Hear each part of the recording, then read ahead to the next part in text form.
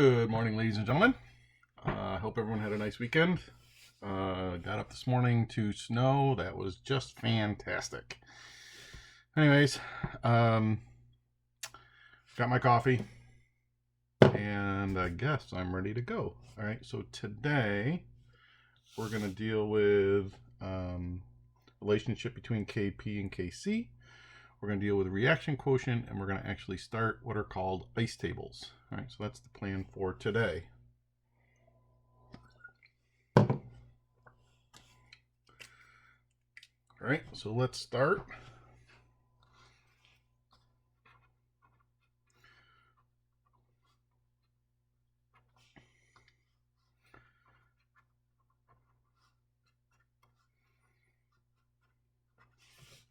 With the relationship between Kc and Kp. Kp is equal to Kc times RT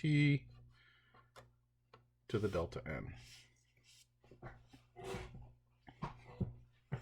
Right, now, delta n is an easy calculation. Right, it's the sum of the coefficients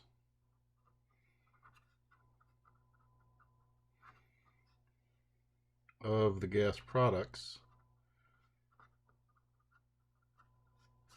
minus the sum of the coefficients of gas reactants.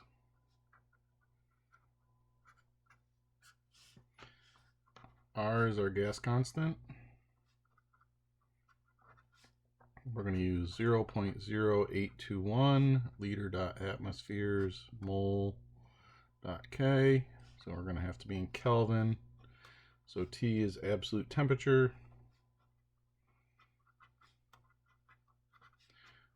In other words, temperature in Kelvin. All right, so a lot of times you'll just be asked for to come up with the relationship between these. In other words, you're going to have to come up with delta n.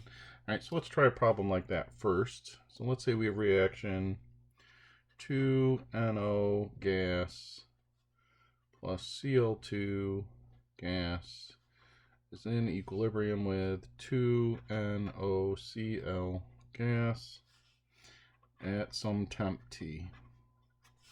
And I want the relationship between Kp and Kc. All right, well, Kp equals Kc times RT to the delta n. So we have to calculate delta n.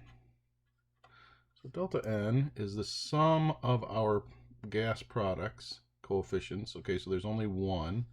So it's 2 minus, that's a 1, 2 plus 1. Okay, when we do that math, it's minus 1. So delta n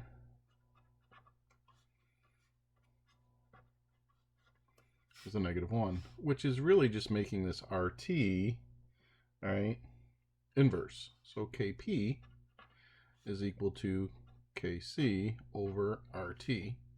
Or we could say Kc is equal to Kp times RT. All right, and that would be my relationship for this reaction between Kc and Kp. Okay, let's try another one.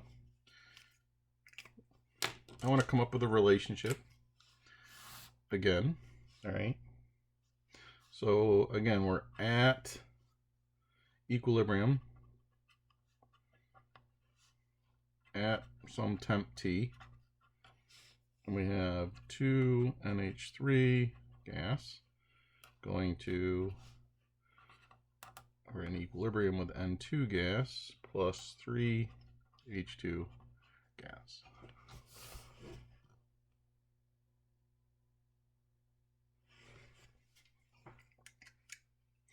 And I want the relationship between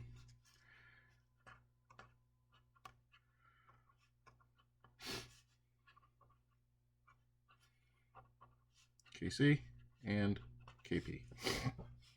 Again, we're going to do the same thing. Kp equals Kc times RT delta n. Let's calculate our delta n. Okay, so this time on our product side, we have, this is a 1. 3 plus 1 is 4 minus 2.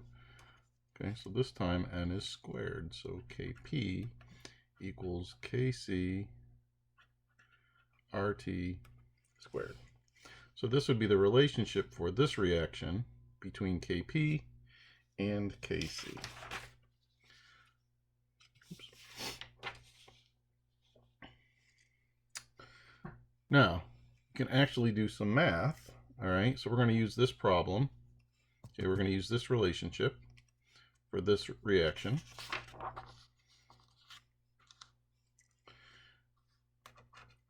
At 125 degrees C, Kc is equal to 2.6 times 10 to the minus fifth. Okay, for that reaction. 2NH3 gas, I'll rewrite it, and 2 gas plus 3H2 gas. Okay. Calculate Kp. Well, we just figured out what Kp was. Kp is equal to Kc times RT squared. Kp is equal to 2.6 times 10 to the minus fifth times 0.0821 liter.atmospheres per mole.K times temperature. Remember, this has to be in Kelvin, so we add 273, and we get 393 K, and that whole thing is squared. When we do all that math, Kp is equal to 0.028. Okay, pretty easy. All right. All right, so that's our relationship between Kc and Kp. All right. Now, the next thing we're going to talk about is something called the reaction quotient.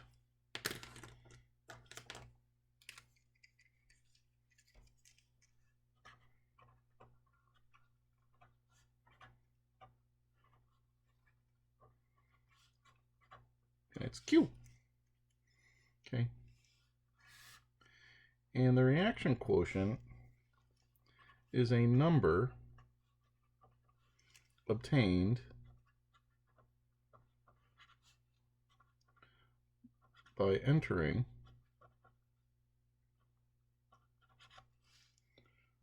all the concentrations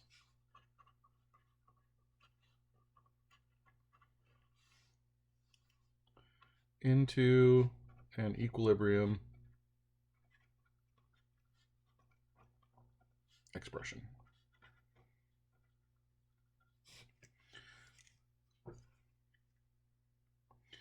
So to calculate Q, we just write our equilibrium expression, all right, and then we just substitute in the concentrations that we have, all right. So Kc is our equilibrium constant. So this is at equilibrium. Okay, this is when the reaction is at equilibrium.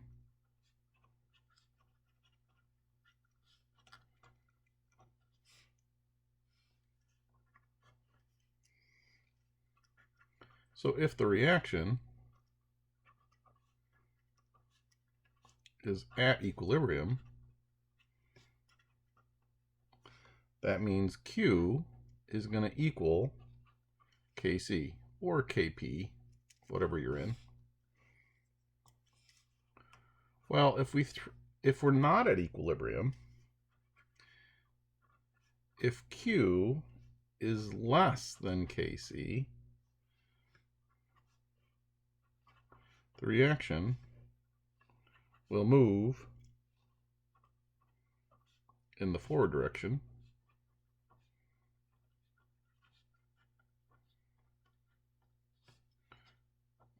to the right in order to reach equilibrium.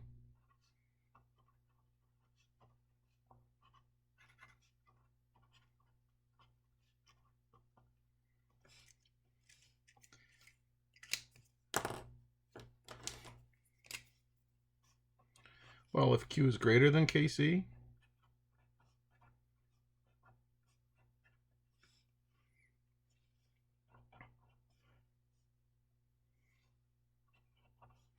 the reaction will move in the reverse direction.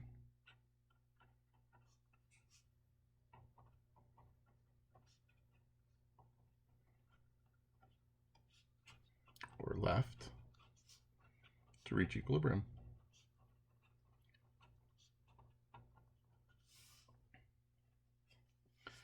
And then finally, if Q is constant with time, if Q doesn't change,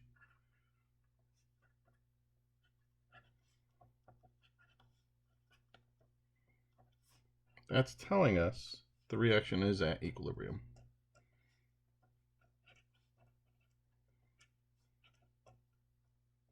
So by comparing Q and Kc, we can tell whether we're at equilibrium, if it will move to the right to reach equilibrium, or if it will move to the left to reach equilibrium. All right, so that's what this is all about. All right. So let's try a couple things.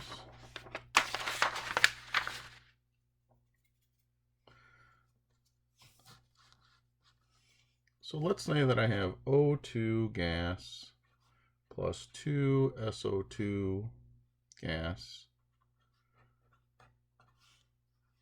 2 SO3 gas. Okay. Kc, or equilibrium expression, is concentration of SO3 squared all over the concentration of O2 times the concentration of SO2 squared. Now, if I am at equilibrium, I'm calculating Kc, so I would have the concentrations of each one of these at equilibrium.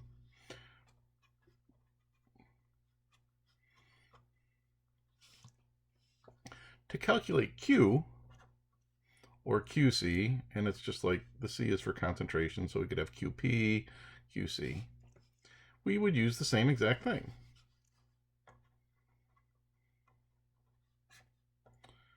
But in this case,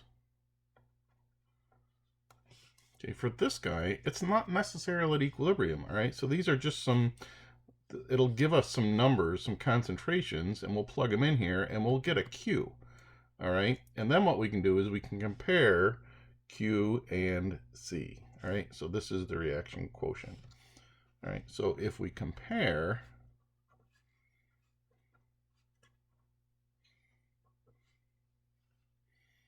QC and, or Kc and QC, we will know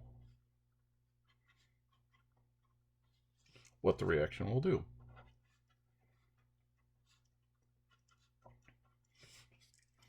Right, so let's try it.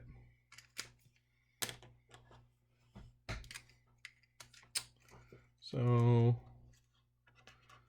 we have N2 gas plus 3H2 gas in equilibrium with 2NH3 gas. And the Kc at 300 degrees C, the Kc is 5.2 times 10 to the minus 2. So now what we want to do is we want to predict the direction the reaction will proceed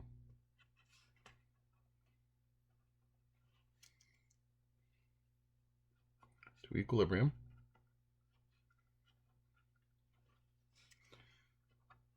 when concentrations of NH3,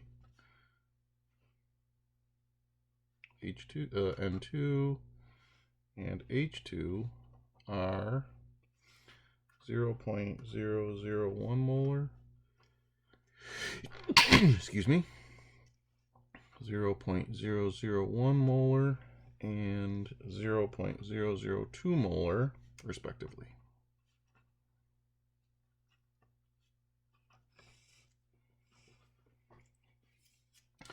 All right, well, we have to calculate QC. And QC is just our equilibrium expression. So we're going to have the concentration of NH3 squared all over the concentration of N2 times the concentration of H2 cubed. Okay, now we know these concentrations, so we can put them in. This is where we're at. All right, so this is 0.001 molar, and that's squared. This is 0.001 molar, and this is 0.002 molar cubed. And when we do that, QC is equal to 1.25 times 10 to the 6th. Now we compare that to Kc. Our Kc at equilibrium is 5.2 times 10 to the minus 2. Well, QC is much greater than Kc. So the reaction will proceed in the reverse direction.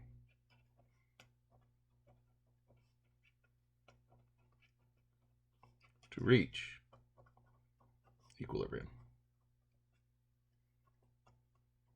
Okay. This reaction is going to go that way. Okay. So some of this will be converted to this over here. Right. And it'll keep going until it reaches equilibrium. Right. So we can use QC or Q and K to predict which way they're going to go.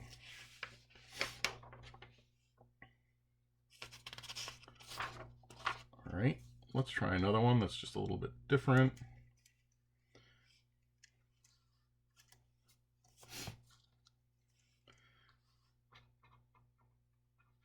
Consider the following equilibrium.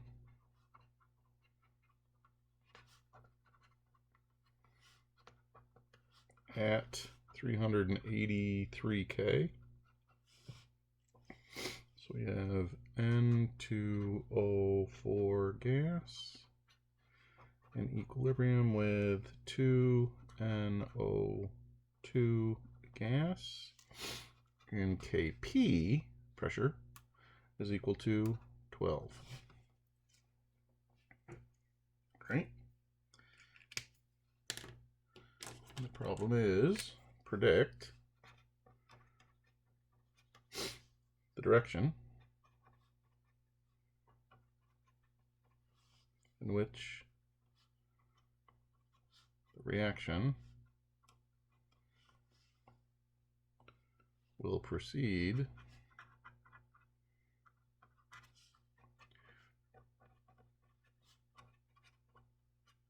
to reach equilibrium if initially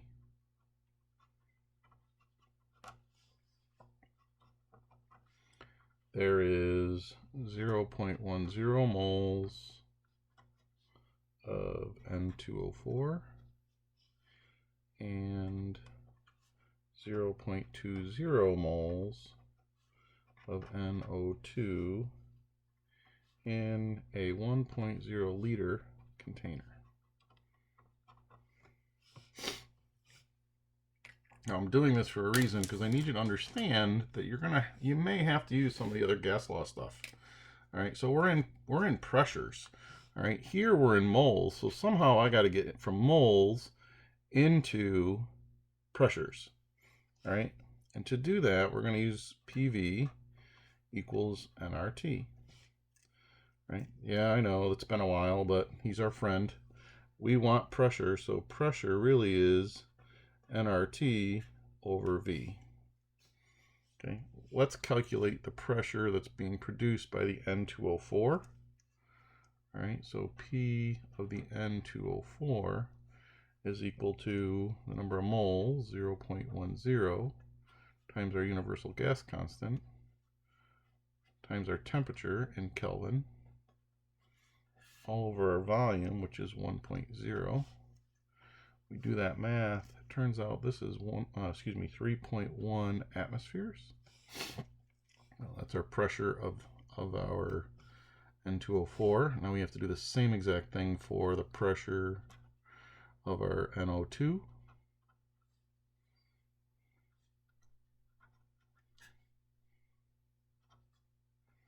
This time we have 0.20 moles times 0.0821 times 383 all over 1.0.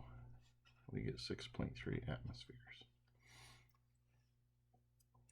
Now that I have pressures, I can actually calculate QP. QP is equal to the pressure of NO2 squared divided by pressure of N2O4. So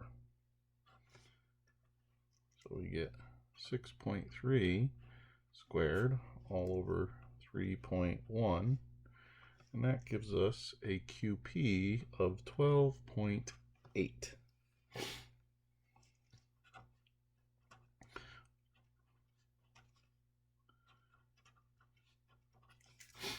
Now we compare. Okay, so QP is greater than KP. Okay, so that tells us the reaction will proceed in the reverse direction. Left. Okay. All right, now it's really not a hard problem, but I wanted to do it because you might see something like that, all right? And I just wanted you to remember how to get back into pressures. Okay. Now let's start what are called equilibrium calculations.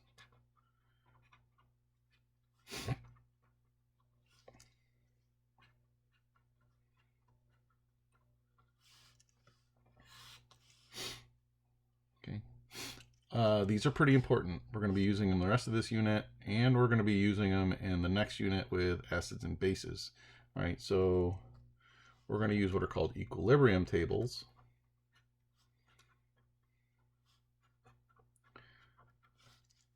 Also called ice tables. Some of you will love ice tables. Some of you are going to hate ice tables. You're going to want to learn how to use them, though. All right. It's imperative that you learn how to use them. All right. It just kind of organizes you. It keeps you, it lets you figure out where you're going. All right.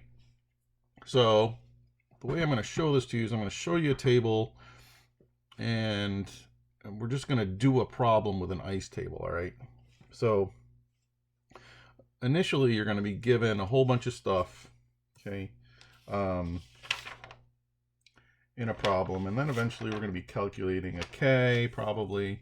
All right, so let's start this way. We have NO2 gas plus SO2 gas in equilibrium with NO gas plus SO3 gas.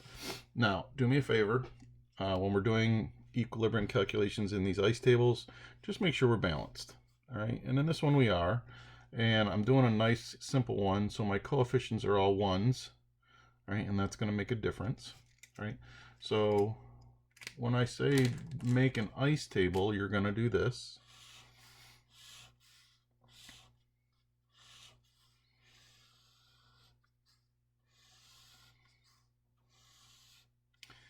And I actually add another column. All right, technically an ice table is just ICE, ice, but I add an A. Sometimes we'll use the A, sometimes we won't, and I'll show you what that means. All right, so what is ice? Now I is my initial concentration.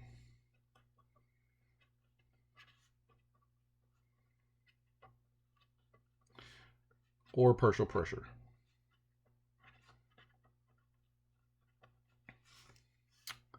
C is our change. And we're going to use stoichiometry in here.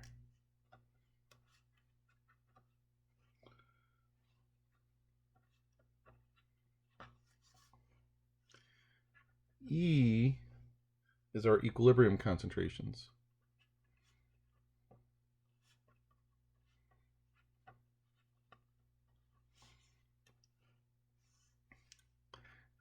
And depending on the equation, sometimes I'll use A, and that's the answer to the problem.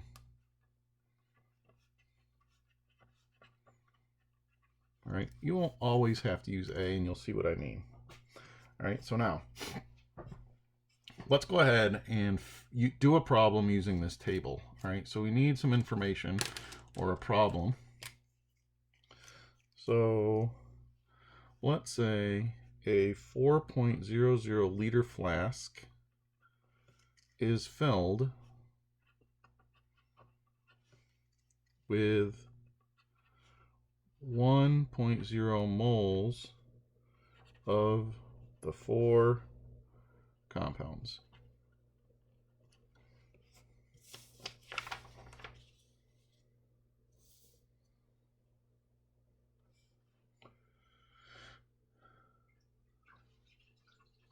When the concentration of NO2 is measured at equilibrium,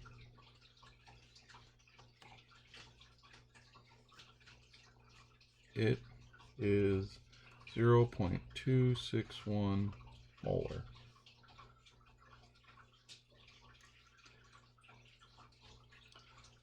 Calculate the equilibrium concentrations. Okay. Now remember, we're either using concentrations or partial pressures. We are not using moles, right? So this is giving us moles. So the very first thing we're going to have to do here to get my initials is to convert to concentration. All right, so molarity equals moles over liters. So for all of them, we have 1 mole over 4.0 liters. So my concentration for all of them initially is 0.250 molar. So for each one of these, we can put that in here. 0.250 molar, 0.250 molar, 0.250 molar, and 0.250 molar. Okay. Now, it tells me the concentration of NO2 at equilibrium. Right? It tells me what equilibrium we have. So this is 0.261.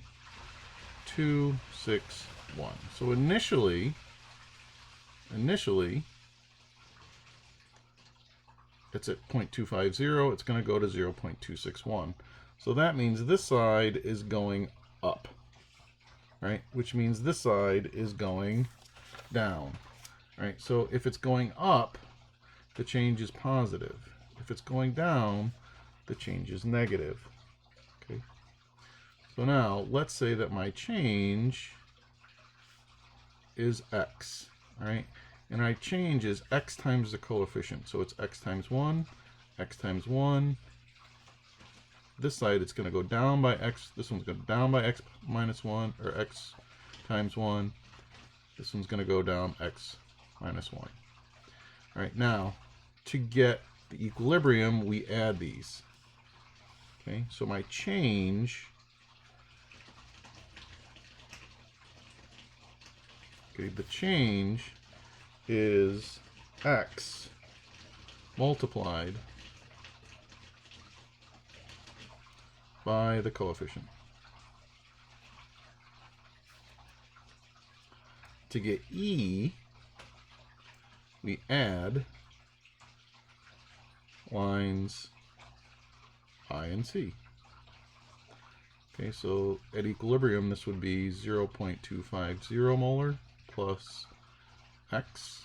This would be 0.250 molar minus x, and 0.250 molar minus x. Okay, so ultimately, we want all of these concentrations.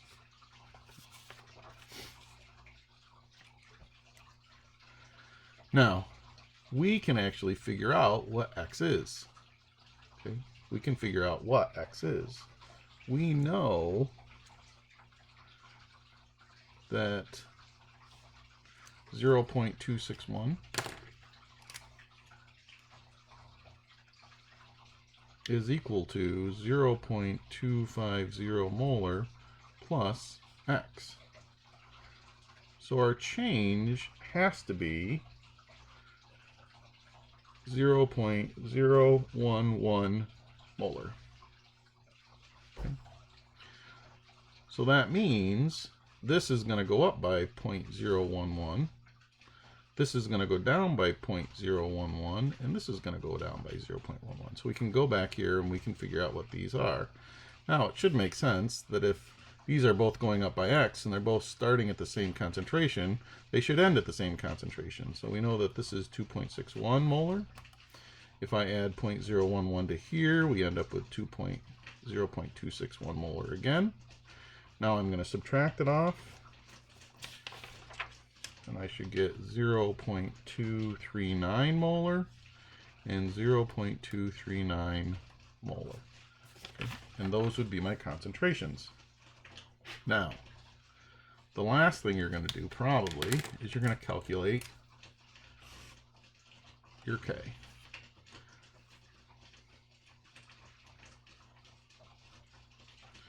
All right, so let's calculate Kc. Kc is equal to the concentration of NO times the concentration of SO3 all over the concentration of NO2 times the concentration of SO2. All right, we have all these concentrations, so we go 0.239 times 0.239 all over 0.261 times 0.261, and our K is equal to 0.839.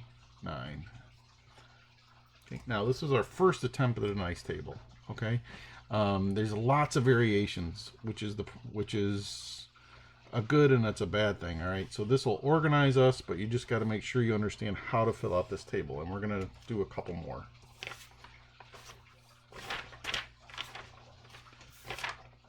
All right, so let's try another one.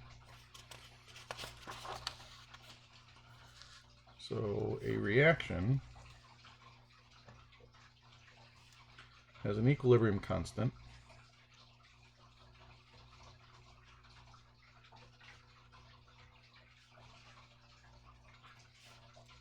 of 6.90. If 1.00 moles of BrCl is placed in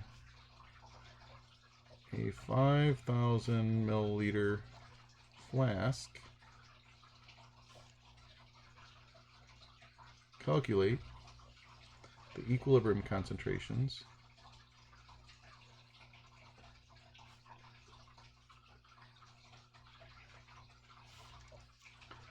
of the reactants and products.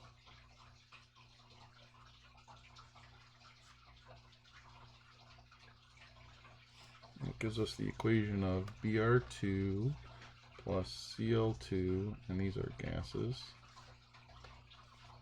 in equilibrium with 2 BrCl gas.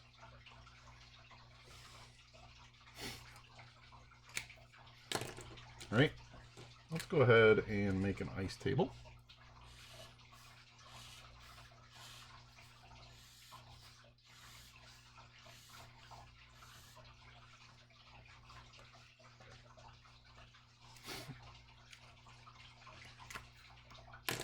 And let's fill it out. All right, so what we're doing is we're sticking some BrCl into the flask. All right, and then we're closing it up and we want to see what happens. So we're starting with none of this. Right, and we're going to start with this. Now it doesn't give me concentration. It gives me moles and milliliters. All right, so I have to take and Molarity equals moles over liters. Moles is 1.00. Liters is 5.0. All right, so we end up with a molarity of 0.200 moles, molar. Right now, we already know which way this is going to go. It's going to go that way. So this side's going to go up. So this is going to be my positive, and this is my negative. Okay, now it's going to go up by, okay, x times the coefficient. So this side's going to go up by x. This is going to go up by x. This is going to go down by x times 2. So this is going to go down by 2x. All right, now to get E, we're going to add those. X plus 0 is plus x. X plus 0 is plus x. And then 0.200 minus 2x. Okay. Now, I can use this and substitute into my equilibrium expression. Kc is equal to the concentration of BrCl squared all over the concentration of Br2 times the concentration of Cl2. And we can substitute in, and we end up with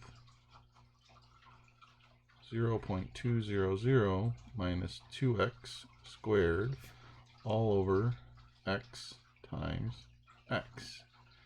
All right, and I can rewrite this 0.200 minus 2x squared all over x squared, and Kc was equal to 6.90. Now, what's nice about this one is we can mathematically say, hey, look, if I take the square root of this side and the square root of this side, it gets rid of these squares. So I end up with 2.63 equal to 0.200 m minus 2x all over x.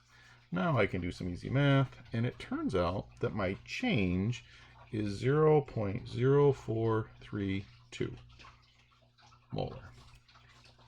All right, so now I can come back up into my ice table, and this is where I'm going to use my A. All right, so x, or my equilibrium constant for Br2, is going to be 0.0432 molar. Same thing for this one, 0.0432 molar. All right, then I have to put this in here. Okay, multiply by 2 and subtract, and this is going to be 0.114 molar. And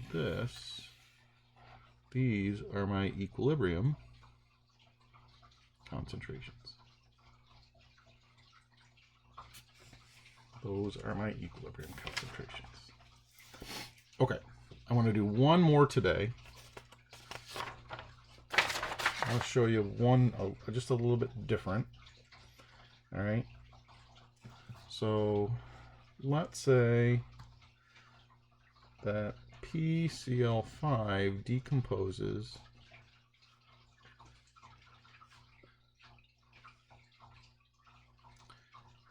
at 300 K. So PCl5 decomposes at 300 K a 2.00 liter flask contained 0.00435 moles of PCl3 and 0.298 moles of PCl5. After the reaction reached equilibrium, 0.00200 moles of Cl2 is formed. And we're going to calculate equilibrium concentrations.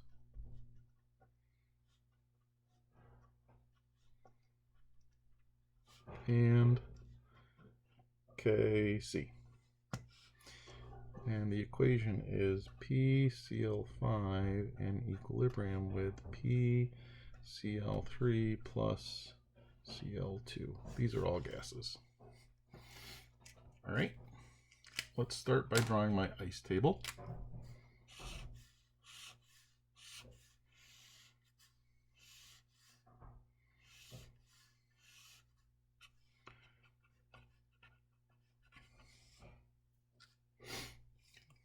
All right, let's fill in what we know for initials. Right, again, the problem's a pain in the butt because it gives us to it in moles and we have to convert to molarity. So molarity equals moles over liters. All right, let's do my PCl3 first, I guess. Doesn't really matter. PCl3 is equal to 0.00435 moles over 2.00 liters. So that gives me 0.00218 for my PCl5. I got 0.298 moles over 2.00 liters. Do that math, I get 0.149 molar. And I might as well do Cl2 while I'm here. Right, so it ends at 0.00200 moles all over 2.00 liters, and that has 0.00100 molar. Right, now let's fill in the different things that we know. All right, so we know my initial concentration of this is 0.149 molar.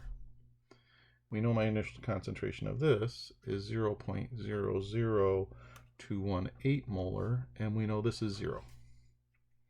Okay, we don't start with any of that. Okay, so we now know what's going to happen, right? We know that the reaction is going to go to the right because we want to make some of this. Okay, it gives us the ending concentration of Cl2, 0.00100. Okay, which means we know this change. It goes from 0 to this, so it's going to go up 0.00100. Okay. In reality, we don't need an x this time because we know what the change is. This is a 1-to-1-to-1 ratio. So my PCl3 has to go up by the same amount the Cl2 does.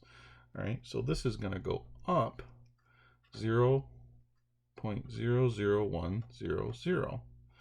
This one is going to go down 0.00100. Right? So now I just subtract and I get 0.148 molar and I get 0.00318 molar. Okay, now I did this one because this is an example where you actually don't even have an x, and this ends up being my answer, so I didn't even need this section. All right, so these are my equilibrium concentrations right here. Okay, and the last step is to calculate Kc.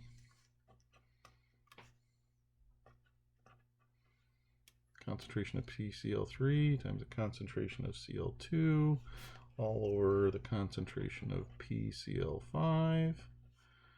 We end up with 0.00318 times 0.00100 all over 0.148, and we get 2.15 times 10 to the minus 5th for our Kc. Okay, that's where we're going to stop. We have a lot more to do with ice tables, but I think we've had enough for today. Couple little things to think about. I know you have a lab due this week, so you should be working on that. Also, I need you to start thinking about a unit test. We're going to test here with kinetics and equilibrium. Not sure if it's going to be at the end of this week or the very beginning of next week. All right, and I just kind of want to give you the heads up. We'll have to talk about how we're going to test, and I will talk about that soon. All right. But I just want to have in the back of your mind that we're gonna start thinking about a test. We still have quite a bit of work to do. All right. But I just wanted to give you the heads up. All right. So I hope you have a good afternoon, and we will see you again tomorrow. Have a good one.